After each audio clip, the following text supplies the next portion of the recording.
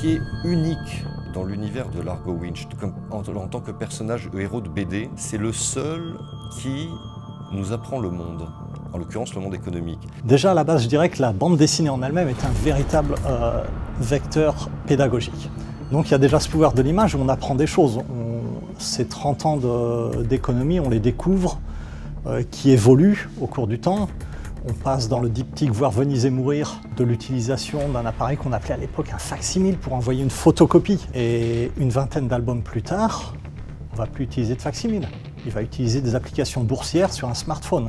Il va se soucier de sa e-reputation. Donc, ne serait-ce qu'à travers ces images, on voit le monde économique qui se déroule.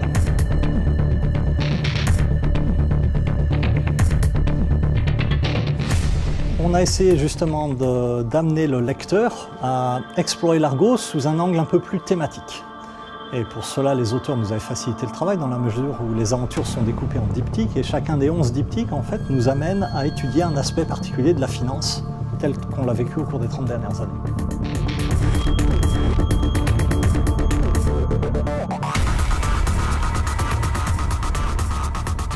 Donc on a affaire à des scénaristes qui connaissent très bien l'environnement, qui essaie de donner au lecteur quelques petites clés de lecture, mais tout en laissant quand même l'aventure fluidement se dérouler avec des histoires d'amour, des aventures, des meurtres, etc.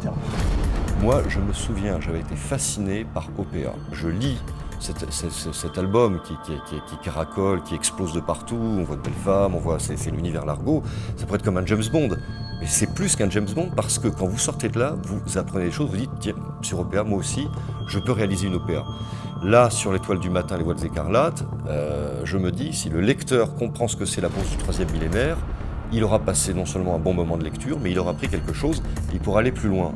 Et ça, c'était visionnaire, je pense, alors je ne connais pas Van Damme, mais je pense que ce qui était visionnaire dans son travail, c'est qu'il a dû se dire quelque part, mais mon lecteur, je vais peut-être le prendre par la main, je vais lui faire découvrir un monde qu'il ne connaît pas, et quel monde? Parce que l'économie, honnêtement, c'est pas très sexy.